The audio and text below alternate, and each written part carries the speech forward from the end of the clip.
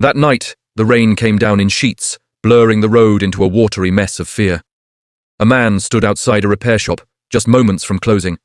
His hands were shaking. In the back seat of his car, his wife cried out in labor.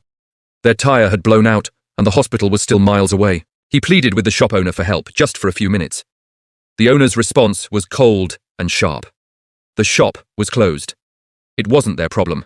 The heavy metal gate began its slow descent, sealing them out in the storm. But just before it slammed shut, a rough, calloused hand stopped it. It was Ethan Clark, the senior mechanic. Grease stained his sleeves, a testament to decades of quiet, honest work. He took one look at the terrified man, glanced at the car, and without a word, grabbed his toolbox. The owner yelled after him, shouting that it wasn't his responsibility, that bills had to be paid. Ethan didn't argue. He just said that bills could wait, but a life couldn't. Kneeling in the pouring rain, he worked with incredible speed.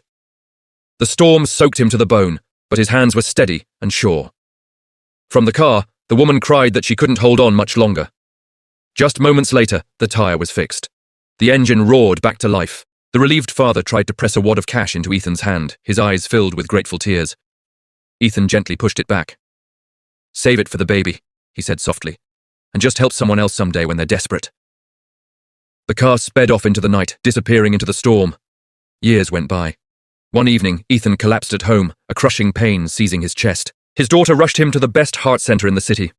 The doctors told her that surgery was possible, but the cost was astronomical. With trembling hands, she signed the papers, terrified of the debt that would follow. The surgery was a success. When Ethan woke up, a hospital bill was sitting on the table beside his bed. His heart sank as he opened it, certain he had burdened his family with a debt they could never repay. But the number at the bottom of the page stopped him cold. Total due, 0. Below it, a handwritten note explained everything.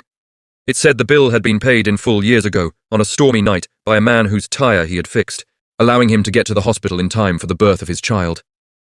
Ethan lay back on his pillow, tears streaming down his face. He finally understood.